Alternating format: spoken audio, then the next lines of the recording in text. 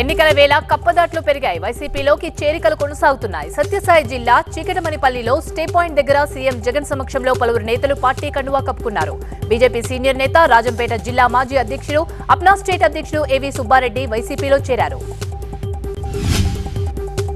ఏపీలో సీఎం జగన్ మేమంతా సిద్ధం బస్సు యాత్ర 6వ రోజుకు చేరుకుంది. ఇవాళ ఉమ్మడి చిత్తూరు జిల్లాలో ప్రవేశించింది బస్సు యాత్ర. సాయంత్రం 3:30కు మదనపల్లి చేరుకుని టిప్పు సుల్తాన్ గ్రౌండ్ దగ్గర బహిరంగ సభలో పాల్గొంటారు సీఎం జగన్. అన్నమయ్య జిల్లాలో జోరుగా సాగుతోంది జగన్ బస్సు యాత్ర. ములకల చెరువు చేరుకున్న జగన్ కు ఘన స్వాగతం పలికారు పార్టీ శ్రేణులు. వైసీపీ నేతలు తప్పుడు ప్రచారం, అవాస్తవాలతో రాజకీయ లబ్ధి పొందాలని చూస్తున్నారని మండిపడ్డారు టీడీపీ అధినేత చంద్రబాబు.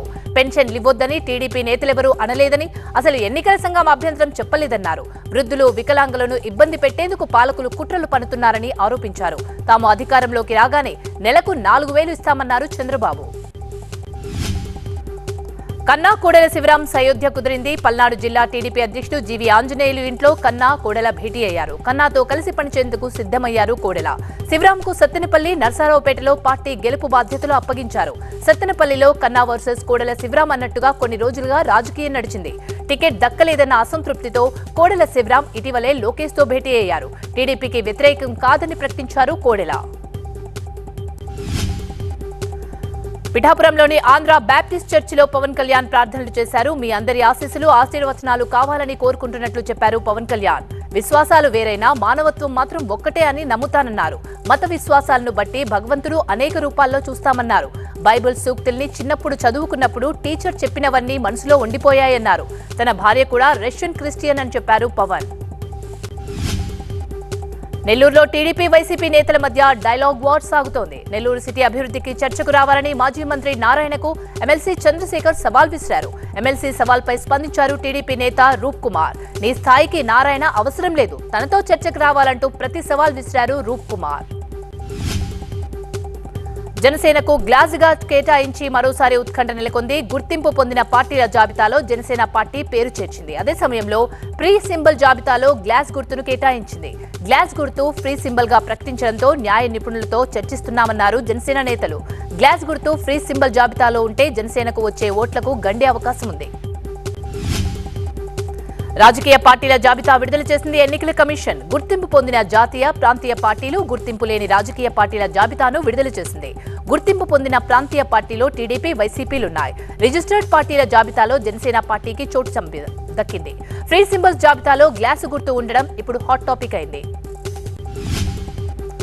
ఫోన్ ట్యాపింగ్ ఆరోపణలపై స్పందించారు మాజీ మంత్రి కేటీఆర్. తనపై ఫోన్ ట్యాపింగ్ ఆరోపణలు చేసిన 2 కాంగ్రెస్ నేతలు మంత్రిపై కోర్టుకు వెళ్తానన్నారు. తనపై అసత్య ఆరోపణలకు న్యాయపరంగా ఎదుర్కొంటానని చెప్పారు. కేకే, మహేందర్, ఎన్ఎం మంత్రికి లీగల్ నోటీసులు ఇస్తానని చెప్పారు కేటీఆర్.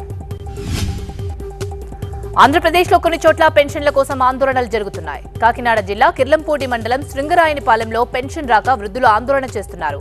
ఎన్నికల కోడ్ కారణంగా వాలంటీర్లు నగదు పంపిణీ చేయొద్దని ఈసీ ఆదేశించింది.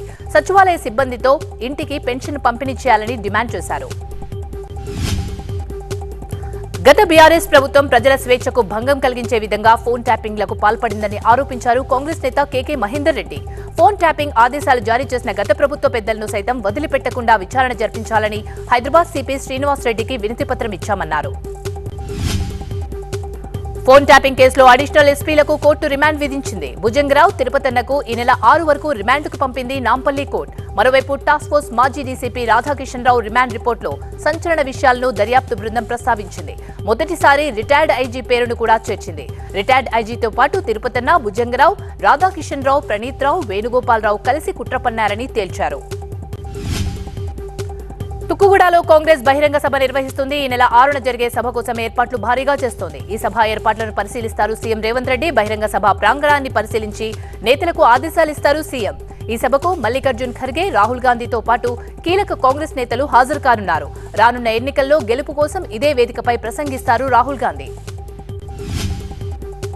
తెలంగాణ కాంగ్రెస్ లోని 3 ఎంపీ స్థానాలపై చిక్కుముడి వీడలేదు. కరీంనగర్, ఖమ్మం, హైదరాబాద్ స్థానాలకు ఇంకా ఖరారు కాలేదు అభ్యర్థులు. ఈ 3 స్థానాల్లో నేతల మధ్య తీవ్ర పోటీ నెలకొంది. 3 మంత్రులు పోటీ పడుతుండటంతో ఖమ్మం సీటు పెండింగ్ లో ఉండగా కరీంనగర్ తెరపైకి బీసీ, రెడ్డి, వెలమ కాంబినేషన్ వచ్చింది. హైదరాబాద్ సీటుపైన సందిగ్ధత తెరపడలేదు. రైతులకు మద్దతుగా ఎంపీ బండి సంజయ్ దీక్ష చేపట్టారు. వరికి క్వింటాల్కు 500 రూపాయల బోనస్, 2 లక్షల రుణమాఫీ చేయాలని డిమాండ్ చేస్తూ ఎంపీ కార్యాలయంలోనే రైతు దీక్ష చేస్తున్నారు. ఎన్నికల కోడ్ అమల్లో ఉండడంతో ఇంట్లోనే దీక్ష చేస్తున్నారాయన. రైతుల గురించి కేసీఆర్ మాట్లాడితే కాంగ్రెస్ పార్టీకి భయం పట్టుకుందన్నారు మాజీ మంత్రి హరీష్ రావు. కాంగ్రెస్ రాగానే పంటలు ఎండిపోతున్నాయని, ఇది కాలం తెచ్చిన కరువు కాదన్నారు. పంటలకు 500 బోనస్ ఇవ్వాలని డిమాండ్ చేశారు హరీష్ రావు.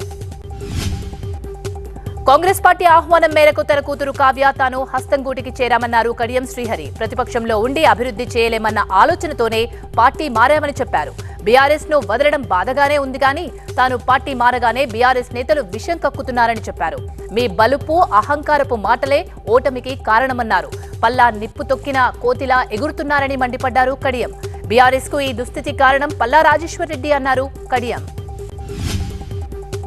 పశ్చిమ గోదావరి జిల్లా ఆచంటలో పెళ్లి పత్రికపై మాజీ మంత్రి పితాని ఓటు వేయాలంటూ ముద్రించారు పెళ్లి కొడుకు కారిం సంజయ్. ఎన్నికల కోడ్ ఉల్లంఘించినట్టు ఫిర్యాదు రావడంతో పెళ్లి కుమారుడు సంజయ్ పై కేసు నమోదు చేశారు. పెళ్లి పత్రిక ప్రచారంపై విచారణ చేపట్టారు రెవెన్యూ పోలీస్ అధికారులు. Film and entertainment is definitely one of the levers for any country to build its brand. We are getting global. I feel that we're just on the takeoff. More and more films are becoming language agnostic. Content is a universal language. There's one audience in the world. Absolutely. End of the day, we all are like brothers who have mutual respect for each other from a different land. This and more, streaming on News 9+. Subscribe now. Siddipet జిల్లా హుస్నాబాద్ లో ప్రజల వద్దకు వెళ్లారు మంత్రి పున్నం ప్రభాకర్. పట్నంలోని ప్రధాన వీధుల్లో ప్రజలను కలిసి మాట్లాడారు. వారి సమస్యలను తెలుసుకుని ఆరా తీశారు. సానుకూలంగా స్పందించారు మంత్రి. సమస్యలు పరిష్కరించేలా చర్యలు తీసుకోవాలని అధికారులకు సూచించారు. పాఠశాలలకు వెళ్తున్న విద్యార్థులతోనూ ముచ్చటించారు. పార్లమెంట్ సీటుపై కాంగ్రెస్ పార్టీ సమావేశం నిర్వహించింది. మంత్రి కోమటిరెడ్డి నివాసంలో జరిగిన సమావేశానికి దానం నాగేందర్, అజారుద్దీన్, అంజన్ కుమార్ యాదవ్ వంటి కాంగ్రెస్ నేతలు హాజరయ్యారు. ఎన్నికల్లో గెలుపుపై నేతల మధ్య చర్చ జరిగింది. ఖమ్మం టికెట్ ఇస్తే మెజారిటీతో గెలుస్తామన్నారు కాంగ్రెస్ సీనియర్ నేత విహెచ్. సీఎంను కలిసి ఖమ్మం లోక్సభ సీటు కోరానని, పార్టీ ఏ నిర్ణయం తీసుకున్నా కట్టుబడి ఉంటానని చెప్పారు. ఫోన్ ట్యాపింగ్ లో ఎవరెవరున్నారో తెలియాలి, ఇంకా చాలా అంశాలు బయటికి రావాలన్నారు విహెచ్. రాష్ట్రంలో ధరణి పేరుతో అతిపెద్ద భూ కుంభకోణం జరిగిందన్నారు బీజేపీ ఎమ్మెల్యే మహేశ్వర్ రెడ్డి. 2 లక్షల కోట్ల రూపాయల ఈ కుంభకోణంలో కేసీఆర్ ను రేవంత్ ఉపేక్షిస్తున్నారని ఆరోపించారు. 20 లక్షల ఎకరాల అసైన్డ్ భూముల అన్యాక్రాంతంపై సీబీఐతో విచారణ జరిపించాలని ఆయన డిమాండ్ చేశారు. భద్రాద్రి కొత్తగూడెం జిల్లా ఇల్లందులో మంత్రి తుమ్మల ఆధ్వర్యంలో మహబూబాబాద్ పార్లమెంట్ ఎన్నికల సన్నాహక సమావేశం జరిగింది. ఈ సమావేశానికి భద్రాచలం బీఆర్ఎస్ ఎమ్మెల్యే తెల్లం వెంకట్రావు హాజరయ్యారు. ఆయన గత కొద్ది రోజులుగా కాంగ్రెస్ లో చేరుతారు అనే ప్రచారం జరుగుతోంది. ఓటుపై అవగాహన కల్పించేందుకు ఖమ్మం సర్దార్ పటేల్ స్టేడియం నుండి ట్యాంక్ బండ్ వరకు 5K రన్ నిర్వహించారు. ఈ కార్యక్రమంలో యువకులు పెద్ద సంఖ్యలో పాల్గొన్నారు. 18 ఏళ్లు దాటిన వారు ఎవరైనా సరే ఓటు హక్కును నమోదు చేసుకోకుంటే ఏప్రిల్ 14 వరకు అవకాశం ఉందని చెప్పారు జిల్లా కలెక్టర్. పాఠశాలలకు వేసవి సెలవులు ప్రకటిస్తూ ఏపీ విద్యాశాఖ ఉత్తర్వులు జారీ చేసింది. ఈ నెల 24 నుంచి జూన్ 11 వరకు సెలవులు ప్రకటించారు. నిబంధనలకు వ్యతిరేకంగా ఎవరైనా పాఠశాలను నిర్వహిస్తే కఠిన చర్యలు తప్పవని హెచ్చరించారు అధికారులు. నెల్లూరు జిల్లా డుమాయిపాలెం గ్రామానికి చెందిన వాలంటీర్లు రాజీనామా చేశారు. రాజీనామా పత్రాలను నారికెళ్లపల్లి గ్రామ కార్యదర్శికి అందజేశారు. ప్రజలకు నిస్వార్థంగా సేవలందించిన తమపై కొందరు ఆరోపణలు చేయడం సరికాదన్నారు వాలంటీర్లు. షామీర్పేట కార్యకర్తల సమావేశంలో ఎమ్మెల్యే మల్లారెడ్డి ఆసక్తికర వ్యాఖ్యలు చేశారు. కాబోయే సీఎం కేటీఆర్ అంటూ మల్లారెడ్డి కామెంట్ చేశారు. 75 ఏళ్లలో కాంగ్రెస్ బీజేపీలు ఏం చేయలేకపోయాయని, తెలంగాణను కేసీఆర్ నంబర్ 1 గా నిలిపారన్నారు మల్లారెడ్డి. కర్నూలు జిల్లా పత్తికొండలో నిర్వహించిన ఓటర్ల అవగాహన ర్యాలీలో జిల్లా కలెక్టర్ సృజన పాల్గొన్నారు. 4 స్తంభాల సర్కిల్ నుంచి అంబేద్కర్ సెంటర్ వరకు ర్యాలీ నిర్వహించారు. వచ్చే ఎన్నికల్లో ఓటు హక్కును అందరూ ఉపయోగించుకోవాలని సూచించారు కలెక్టర్. విశాఖలో డిప్లొమా విద్యార్థి రూపాశ్రీ ఆత్మహత్య కేసులో పోలీసులు అన్ని కోణాల్లో దర్యాప్తు చేస్తున్నారు. 24 గంటల్లో నిందితులపై చర్యలు తీసుకుంటామన్నారు సీఐ రామకృష్ణ. మరోవైపు తమకు న్యాయం చేయాలని మధురవాడ చైతన్య ఇంజనీరింగ్ కాలేజ్ వద్ద ఏబీవీపీ జనజాగరణ సమితి ఆధ్వర్యంలో ఆందోళన చేపట్టారు. కాలేజీ యాజమాన్యంపై చర్యలు తీసుకోవాలని డిమాండ్ చేశారు. రంగారెడ్డి జిల్లా మొయినాబాద్ లో 92 గంజాయి చాక్లెట్లను రాజేందర్ నగర్ ఎస్ఓటీ బృందం సీజ్ చేసింది. అక్రమంగా గంజాయి చాక్లెట్లు విక్రయిస్తున్న ముగ్గురిని అరెస్ట్ చేశారు ఎస్ఓటీ అధికారులు. రామచంద్రాపురం నియోజకవర్గంలో వైసీపీకి భారీ షాక్ తగిలింది. టీడీపీ అభ్యర్థి వాసంశెట్టి సుభాష్ కు మద్దతిస్తున్నట్లు ప్రకటించారు రేవు శ్రీను. చంద్రబాబు హామీతో ఇండిపెండెంట్ గా పోటీ చేయాలనే నిర్ణయాన్ని విరమించుకున్నట్లు తెలిపారు. తిరుపతి జిల్లా చైతన్యపురం ప్రాంతంలో ఏనుగుల గుంపు సంచరిస్తోంది. గ్రామం పరిసరాల్లోని మామిడి తోటలో ఏనుగులు తిష్టవేశాయి. పొలానికి రక్షణగా ఉన్న ఇనుప కంచె ధ్వంసం చేశాయి ఏనుగులు. దీంతో భయాందోళనకు గురవుతున్నారు స్థానికులు. ఫలక్నామా ఎక్స్ప్రెస్ లో ఎస్ఐ ఏసీ కోచ్ కిక్కిరిసిపోయింది. జనరల్ బోగి నిండిపోయి ఏసీ కోచ్ లోకి ప్రయాణికులు రావడంతో రిజర్వేషన్ చేసుకున్న వారు ఊపిరాడక ఉక్కిరి బిక్కిరయ్యారు. కాలు పదిపే సందు కూడా లేకుండా కిక్కిరిసిపోవడంతో ప్రయాణికులు తీవ్ర ఇబ్బందులు పడ్డారు. యాదాద్రి జిల్లా భువనగిరిలో 5K రన్ ప్రారంభించారు కలెక్టర్ హనుమాన్. స్వీప్ ప్రచార కార్యక్రమంలో భాగంగా ఓటు హక్కుపై అవగాహన కార్యక్రమాలు చేపట్టాలని సూచించారు. తెలంగాణ కల్లుగీత విభాగం రాష్ట్ర వైస్ చైర్మన్ గా టి రేవతి గౌడ్ నియామకమయ్యారు. ఈ మేరకు తెలంగాణ ట్యాడీ ట్రాపర్స్ అధ్యక్షుడు నాగరాజు గౌడ్ ఉత్తర్వులిచ్చారు. కల్లుగీత కార్మికుల కోసం రేవతి గౌడ్ తమ సేవలందిస్తారని చెప్పారు. సెన్సార్ బోర్డు మెంబర్ గా పనిచేసిన రేవతికి అభినందనలు తెలిపారు కాంగ్రెస్ నేతలు. ఉత్తరాఖండ్లోని రుద్రాపూర్ బీజేపీ బహిరంగ సభలో పాల్గొన్నారు ప్రధాని మోదీ. మహిళా సాధికారత కోసం నమో డ్రోన్ దీదీ పేరుతో పథకాన్ని ప్రారంభించారు. అయితే ఈ పథకం కింద సోదరీమణులకు ₹1,00,000 విలువైన డ్రోన్లను అందజేస్తున్నామని తెలిపారు. ఢిల్లీ ఎక్సైజ్ పాలసీ కేసులో ఆప్ నేత మనీష్ సిసోడియా రౌస్ అవెన్యూ కోర్టుకు హాజరయ్యారు. మనీష్ దాఖలు చేసిన బెయిల్ పిటిషన్పై కోర్టులో విచారణ జరగనుంది. ఢిల్లీ మంత్రి అతీషి మన్లియా సంచలన కామెంట్స్ చేశారు. నెల రోజుల్లోనే తనను ఈడీ అరెస్ట్ చేస్తుందని జోస్యం చెప్పారు. ఇప్పటికే తనను బీజేపీలో చేరాలని ఆహ్వానించారని, ఒకవేళ పార్టీలో కానీ చేరకపోతే ఈడీ తనను అరెస్ట్ చేయడం ఖాయమన్నారు. మాండ్యా కాంగ్రెస్ అభ్యర్థిగా వెంకటరమణ గౌడ్ నామినేషన్ దాఖలు చేశారు. Karnataka deputy CM DK Shivakumar nomination కార్యక్రమానికి హాజరయ్యారు. డీకే శివకుమార్ చేతుల మీదుగా నామినేషన్ పత్రాలను రిటర్నింగ్ అధికారికి సమర్పించారు వెంకటరమణ గౌడ్.